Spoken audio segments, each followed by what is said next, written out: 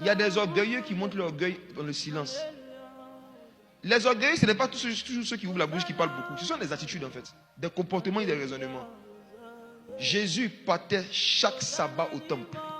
Et quand le temps de commencer son ministère était venu, Jésus ne pouvait pas devenir sacrificateur dans le temple parce qu'il n'était pas de la tribu de Lévi.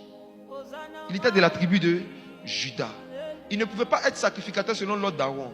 Il devait être sacrificateur selon l'ordre de Melchisédek. Or, qui est Melchisédek? Melchisédek, c'est quelqu'un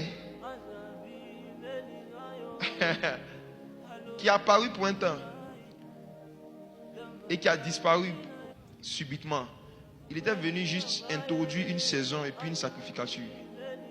Et à l'époque de Jésus, soit tu es sacrificateur selon l'ordre d'Aaron, ou bien selon l'ordre de Jean-Baptiste. Jean-Baptiste était aussi l'homme qui était en train de faire son ministère, de prêcher, de baptiser. Et Jésus, parce qu'il n'a pas un cœur rebelle et qui connaît les principes du royaume, il connaît la sagesse de la filiation. Jésus allait s'affilier à Jean-Baptiste. Il est venu se faire baptiser par Jean. Pourquoi? Jésus avait l'onction, Jean-Baptiste avait l'auditoire. Jésus était connu en Israël comme charpentier. Jean-Baptiste était connu comme prédicateur.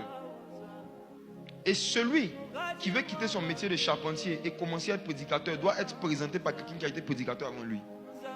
Or, les pharisiens et les sadducéens n'allaient jamais présenter Jésus comme l'agneau de Dieu. Donc Jésus va voir Jean et Jean dit à tout Israël, voici l'agneau de Dieu.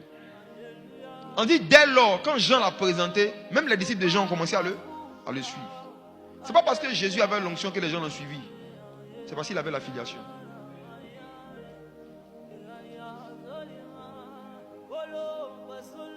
On pouvait retracer son parcours sur la terre jusqu'à ce qu'il commence son ministère.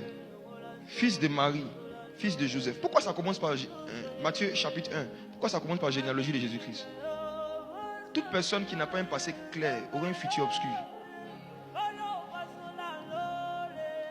Matthieu chapitre 1, l'évangile commence d'abord par la loi de la filiation, la sagesse de la filiation. On nous montre depuis Abraham jusqu'à David, jusqu'à la déportation en Babylone, jusqu'à Marie, comment est-ce que le Fils de Dieu est venu? La loi de la filiation.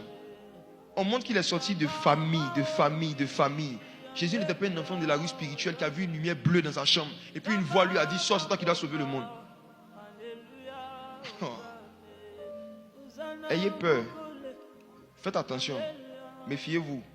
Des personnes qui parlent et qui vivent comme si ils n'ont jamais eu de père et de mère ou qui parlent toujours mal de leurs parents. Faites très attention.